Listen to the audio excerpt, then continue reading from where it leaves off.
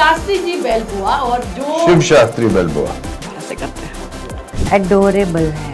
हम गिर हुए जवान, हमें समझना कोई ना था।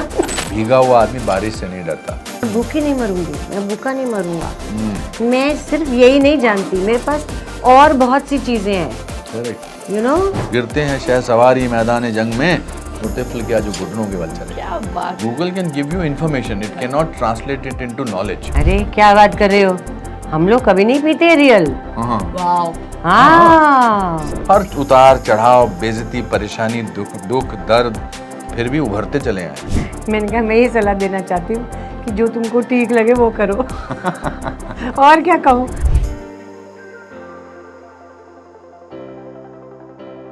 नमस्कार दर्शकों, न्यूज़ 18 हिंदी ओरिजिनल्स पर आप सभी का बहुत बहुत स्वागत है और मैं हूं आपकी होस्ट और दोस्त दीपिका शर्मा। देखिए, अक्सर आपने अपने आसपास जब लोग आपको सलाहें या ताने देते हुए नजर आते हैं तो वो कुछ इस तरह से कहते हैं कि वर्मा जी के लड़के को देखा है, या शर्मा जी के लड़के को देखा है, या शास्त्री जी के लड़के को देखा है। लेकिन हमारे सिनेमा में एक ऐसी कहानी आ रही है जो शर्मा जी के लड़के या शास्त्री जी के लड़के की नहीं बल्कि शास्त्री जी की खुद बात कर रही है। मेरे साथ हैं अनुपम खेर और नीना गुप्ता जी। पहले तो बहुत बहुत स्वागत है आपका न्यूज़ 18 पर। और जैसा मैंने कहा कि अक्सर हम बेटों की और बेटियों की और यूथ की, ये इसकी फिल्म, ये मारधाड़ की फिल्म, ये एक ऐसी फिल्म है, स्लाइस ऑफ लाइफ नहीं, स्पाइस ऑफ लाइफ फिल्म है। क्या ये फिल्म है जिसने आप दोनों को फिर से स्क्रीन शेयर करने के लिए मजबूर कर दिया? इतनी सहज फिल्म है और ये कह रही है कि अगर ज़िंदगी में मुसीबतें आती हैं तो उसका सामना करते करते खुश रहो, हंसते रहो। ये नहीं कि मैं चेहरा बना के बैठ गया कि भैया अब जब तक मेरा ये काम सॉल्व नहीं होगा मैं कुछ नहीं करूँगा ना। फिर और अपने को तकलीफ़ होती है और आप दूसरों को भी तकलीफ़ देते हैं जो आपके आसपास होते हैं। So this film is very very identifiable, his character specially. जैसे इनके और इनके बेटे के आपस में डायलॉग होते हैं अबाउट, वो ये बताएंगे। और मेरा कैरेक्टर बहुत ही अलग है। आज तक आपने जितना भी मुझे देखा होगा उससे सबसे बहुत अलग है और एडोरेबल है। एक्चुअली ट्रेलर ना वो फीलिंग दे रहा है मैम, जो शब्द आपने परफेक्ट बोला।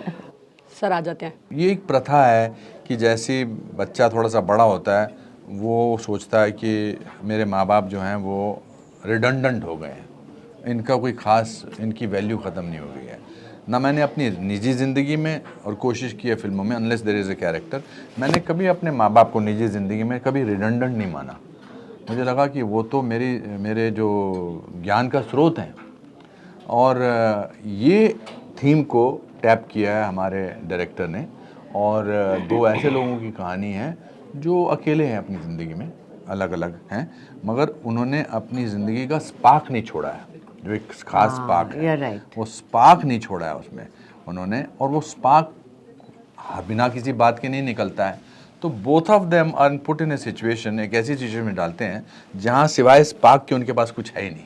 और उसी स्पार्क को इस्तेमाल करते हुए वो अपनी शक्ति, अपनी ताकत का एहसास करते हैं और मनोरंजक तरीके से। जैसा कि नीना जी ने कहा, उसमें बाइकर गैंग से भी मिलते हैं, स्ट्रिप क्लब में भी चले जाते हैं, बोलिंग एली में भी चले जाते हैं, हॉट बलून में भी चले जाते हैं, मुस्कुराना नहीं छोड़ते।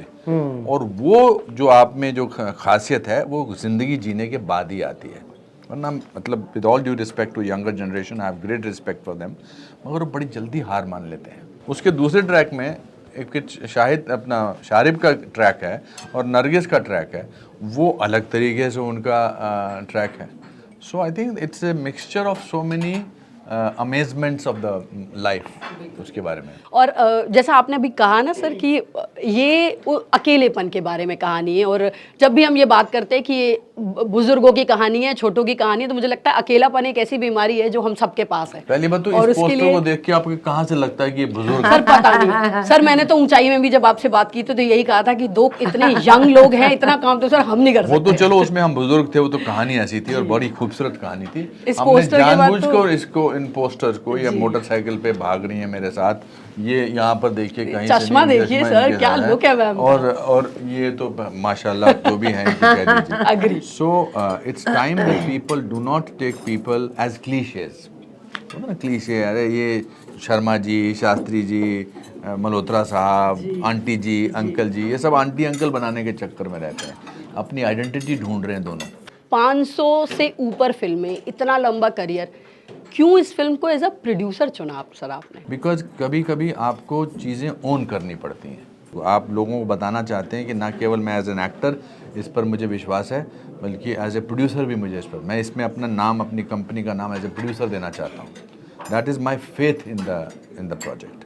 वो उस वजह से मैंने इसको चुना है। रीना जी, इस फिल्म में जैसे सर ने अभी डायलॉग भी सुनाए हमें इस इंटरव्यू से पहले कि आप कितनी बार गिरते हैं ये इम्पोर्टेंट नहीं, आप गिर कर उठते कैसे हैं ज़िंदगी में, क्योंकि इतना लंबा करियर रहा है और आपको हमने बेबाकी से बोलते हुए सुना है। कौन सा ऐसा मोमेंट था जब आपको लगा कि बहुत गिर लिए, अब उठना है? कभी रियल लाइफ में ऐसा कोई सिचुएशन याद है जब आपको एहसास होता हो? 100 बार तो हुआ होगा कम से कम, या ज़्यादा हुआ होगा। मैं तो मतलब गिर गिर गिर के, क्या एक होगा ना, हम गिर गिर हुए जवान, हमें समझे ना कोई नादान, मतलब गिर गिर हुए जवान। हर कुछ महीने में गिरते थे और ऐसे गिरते थे, लगता था दिल्ली जा रही हूँ मैं वापस। मैं कितनी बार दिल्ली वापस गई हूँ यहाँ पे, पर नहीं गई। मैंने अपने दादाजी को ख़त लिखा था कि मैंने कहा था मैं क्या कर रहा हूँ यहाँ पर, मेरी कितनी बेइज्जती हो रही है, मैं कितना डिसहार्टन हूँ, मैं कितना डिसग्रेसफुल लाइफ जी रहा हूँ, मैं वापस जाना चाहता हूँ, वापस दिल्ली चला जाऊँगा, शिमला चला जाऊँगा, लखनऊ चला जाऊँगा, टीचर बन जाऊँगा, मगर ये तो बेइज्जती बर्दाश्त नहीं हो रही। तो उन्होंने मुझे ख़त लिखा था, उसमें बड़ी खूबसूरत लाइन थी कि बेटा तूने बहुत मेहनत की है, तेरे माँ बाप ने बड़ी मेहनत की है, और याद रख भीगा हुआ आदमी बारिश से नहीं डरता। तो हम सब भीगे हुए हैं, अब बारिश से क्या डरना। जिस आदमी के या जिस इंसान के मन से फेलियर का डर निकल जाए, वो बहुत बड़ी ताकत है। इसलिए गिरो उठो, गिरते हैं शहसवारी मैदान जंग में, वो तिफल क्या जो घुटनों के बल चले। क्या बात। एक चीज़ और भी जो हमें उठने को प्रेरित करती, जो हमें उठाती है, वो है ये कॉन्फिडेंस देख के, ये नहीं है तो मैं कुछ और भी कर सकता या सकती हूँ, मैं भूखी नहीं मरूंगी, मैं भूखा नहीं मरूंगा, मैं सिर्फ यही नहीं जानती, मेरे पास और बहुत सी चीज़ें हैं। करेक्ट। यू नो, जैसे इन्होंने कहा मैं टीचर बन जाऊंगा, मैं ये कर लूँगा, मैं ये पढ़ाऊंगा, या मैं ये कर लूँगा, एक्टिंग सिखा लूँगा। ये होना बड़ा ज़रूरी होता है। ये होने की वजह से आप ये नहीं करेंगे, पर उस काम में ज़्यादा अच्छा कर सकते। और वो तभी हो सकता है जब आपने ज़िंदगी जियो। जी, जी, जी। तो ये जो पॉइंट सर आपने कहा, इसी से एक बात दिमाग में आती है कि आप दोनों फिल्में तो हैं ही जिनसे हम आपसे प्यार करते हैं, लेकिन सोशल मीडिया पे, आप इंस्टाग्राम पे आपकी एक सीरीज़ है, आपको तो हम इंटरव्यूज़ लेते देखते हैं, तो इसलिए डर भी लग रहा है आपको इंटरव्यू लेते हुए, आपके पास बहुत खूबसूरत सवाल होते हैं। तो ये क्या ये रेलेवेंसी की ज़रूरत है, या आपको लगता है कि नहीं मैं सिर्फ फिल्में करके नहीं रह सकता, इसलिए मुझे ये जीवन से प्यार है।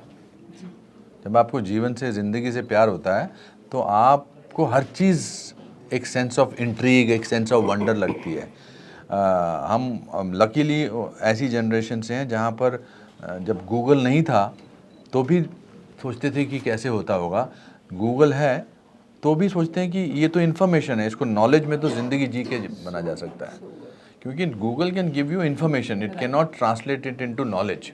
वो ज़िंदगी जी के मिलती है। तो दोनों ने इतनी ज़िंदगी जी है, मतलब इतनी, मतलब not in terms of years, हर उतार चढ़ाव, बेइज्जती, परेशानी, दुख दर्द, फिर भी उभरते चले आए। वो इस फिल्म का थीम ये है कि गिरना है तो ठीक है ना, कोई बात नहीं ना। ऐसा तो है नहीं कि हम 538 फिल्में या जितनी फिल्में इन्होंने की हैं, हम किसी में उदास नहीं हुए हैं, ज़िंदगी में रोए नहीं हैं, परेशान नहीं हुए हैं, मगर हमने सरवाइव किया है, and I am very proud of both of us. पर मैम इस पूरे सफ़र में वोडका एक बड़ा इंटरेस्टिंग फैक्टर है, और चीयर्स लेडी के बारे में बात ज़रूर करनी पड़ेगी। तो कहीं ऐसा हुआ कोई सीन मैम 2-3 बार ज़्यादा हो गया कि सीन करना मुश्किल हो गया, या सिर्फ आप नहीं ले, उस टाइम आप नहीं लेते? अरे क्या बात कर रहे हो, हम लोग कभी नहीं पीते रियल। वाओ। हाँ सर पर न्यू जर्सी की सर्दी थी, नहीं, जो इतनी गर्मी थी, भून गए थे हम जब हमने ये शूट किया था, मतलब भून गए थे।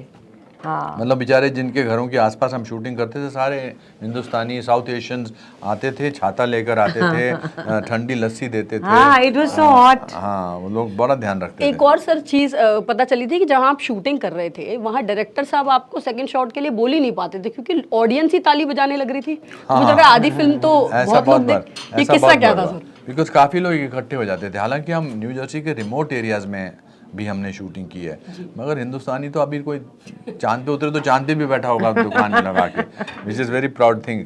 बट हाँ, उनको लगता था कि सीन देख लिया है और और फिर वो ताली मार देते थे।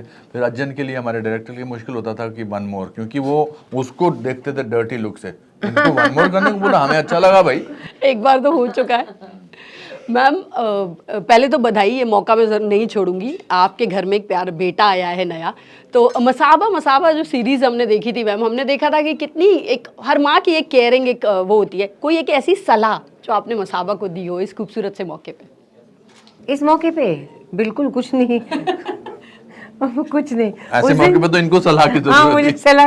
उस दिन मुझसे वो कहती है, मेरा कुछ इंटरव्यू जैसे लग रही थी, कुछ पोस्ट करना होगा कि तुम अपनी बेटी को क्या सलाह, हाँ तुम शादी के समय में बेटी को या बेटी को क्या सलाह देना चाहती हो? तो मैं हंसी पहले जोर से। मैंने कहा मैं ये सलाह देना चाहती हूँ कि जो तुमको ठीक लगे वो करो। और क्या कहूँ, ना हमारी सुनते हैं ना सुनेंगे, तो मैं गाय को अपना वेस्ट करूँ टाइम।